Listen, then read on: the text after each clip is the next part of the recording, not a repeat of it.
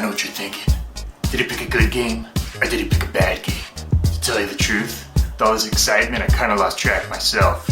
But being that this is the Nintendo Entertainment System, the most groundbreaking video game console of all time, you gotta ask yourself one question. Am I feeling lucky?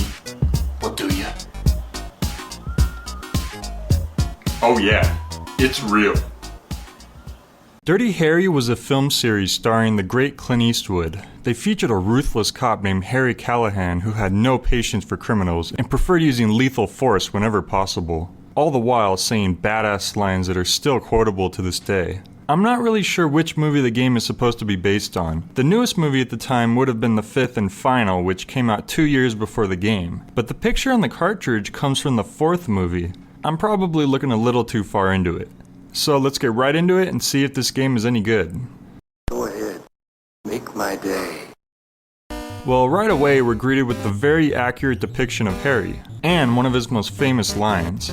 It might sound like crap to you, but I honestly always liked when the NES did stuff like this. It's cool to see what the limited hardware is capable of. So when you press start, the game takes you to a password screen, which spoils right away that there's only 3 levels in the game. Maybe they're long levels. Press start again and... whoa, what the heck? Yeah, the game spawns you right in the middle of these 2 punks and a third one on a roof tossing dynamite at you. You don't even get a chance to figure out what the buttons do, so I'll tell you. The B button punches, which makes it feel a bit like a beat-em-up game at first, but come on, this is Dirty Harry, not Double Dragon. What you want to use is the A button. Pressing it once brandishes your revolver, and pressing it again fires a shot. Yeah, now this feels like I'm playing Dirty Harry. You can aim upwards by tapping the D-pad up, but you can't point downwards for some reason. It just causes Harry to duck. But I guess this isn't too much of an issue since most of the enemies are either above you or in front of you. The aiming in general is also a little annoying since tapping up in front of an open alleyway leads you up to another area. But sometimes you're tapping up with your revolver to aim at enemies and then you'll just end up walking to an alleyway by accident. You do have limited ammo, but you usually find more bullets before you run out. And speaking of ammo, let's look at the items. If you press start, you'll see your item menu. The top row are active items, which you select in the menu and then press A to use outside of it, like your revolver. And the bottom are passive items, which are used automatically in the right situation. Items include bombs, hot dogs to increase your health, lockpicks for opening doors, and I don't know what that is. Kinda looks like a crack pipe. So anyway, back to the controls. Your only other move is your jump, which is performed by pressing A and B at the same time. Usually when games use this to jump, it doesn't turn out so well, but considering that this isn't a platformer, it actually works okay. And I actually really appreciate that it lets you jump into ladders. Any game that does that gets a bonus point from me. So your goal here is to... I'm not actually sure yet. There wasn't really an introduction or a mission objective, so I'm not sure if I'm chasing after a perp or just on patrol or what. Well, let's just walk around and see if... Whoa! Oh yeah, look out for manholes. Harry's eyes are getting pretty bad in his old age and he'll fall right into them. There doesn't really seem to be anything to do down there since it's pitch black, so I guess you're not supposed to be there yet. The only other places to go are the back alleys and these doors, and since the back alleys don't really seem to lead anywhere, then I guess we'll try the doors. So this just basically leads to smaller rooms with nothing in them. Oh, except a snake. Remember when Dirty Harry fought a snake that one time? This is where aiming down would be really helpful, but unfortunately Harry's just incapable of doing that. As it so happens, there is a way to damage the snake. You actually have to jump on him. It doesn't really look like it's working half the time, and I'm not really sure about the strategy behind it, but yeah, you just jump on it. Once you clear the room, you figure that you'd be able to find something, right? Well, you are right. You just have to know that the boxes and cabinets that are clearly in the background are actually breakable. Not just by regular punches either. You have to press up and B. This makes Harry do a kick, which is the only way he can open things to get more items. But why the game assumes you'd know that is beyond me. Also, I'm not really sure if this is random or not, but instead of getting items, sometimes the thing you're kicking just explodes, dealing damage. Since there's no way to tell a booby-trapped object from a normal one, or at least to my knowledge, it means that you're going to have to take damage eventually when you're searching for items to progress. Oh, and I can't forget to mention the boxes on the floor. Wanna guess how you open them? No. Yep. I mean, that's how you'd open up a box, right? At this point, you've probably collected a fair amount of dynamite, and you're curious what it's used for. Well, it's not a weapon. What you do is you place it in front of these saves so you can get inside of them and get even more items. Oh look, we found one of those crack pipes. Wow, now there's laser beams? Harry's having quite the day. After a while, you'll come across this man in a white suit leaning against a wall and flipping a coin up and down. He kinda looks like he's about ready to start singing Smooth Criminal. Interestingly, this is the only guy in the game who doesn't try to kill you on sight. And if you jump in front of him, you switch clothes. Cool? Oh yeah, I always wanted to share clothes with Michael Jackson.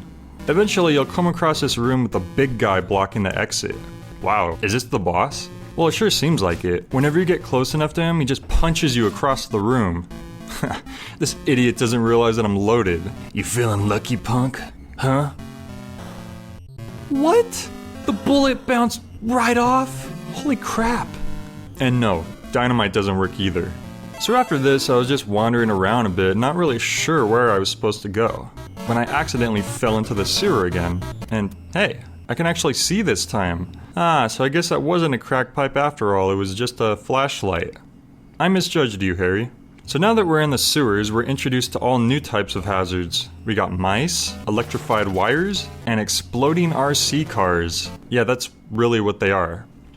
What they're doing in the sewer, I have no idea. I should also note that for some reason Harry can suddenly aim down now. Wow, you've been cured. Well, not really. It's only in the sewers that he can do this, and I tried shooting the mice, and it doesn't really seem effective, so yeah, I don't get it. It may seem like we're finally making progress since we're in a new area, but the sewers doesn't really seem to lead anywhere. You have all these switches which don't really seem to do anything, and ladders that lead to much of the same stuff. Everywhere just seems to go on to a dead end. Huh. Yeah, when I first found this dead body, I thought it might lead to a cutscene or a text box or something explaining what's going on, but nope. Just a dead guy in the sewers. Moving on. So after exploring a while, the first sewer just seemed to lead nowhere. Then I found a second one.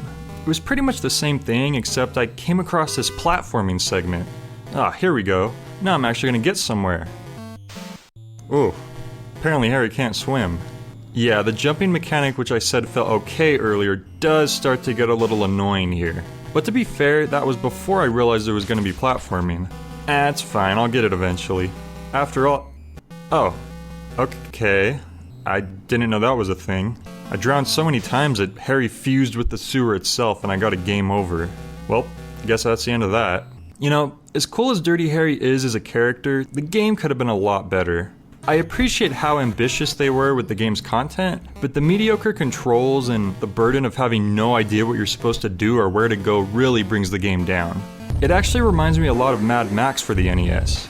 In fact, as it turns out, Mindscape, the company that made Dirty Harry, also made the Mad Max game.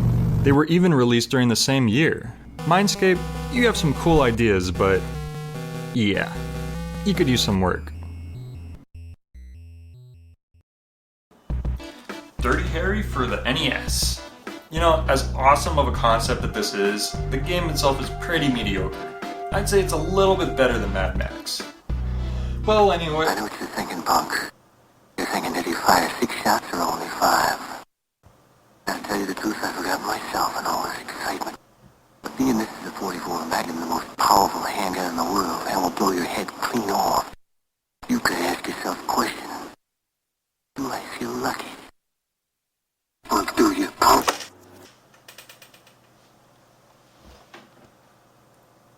I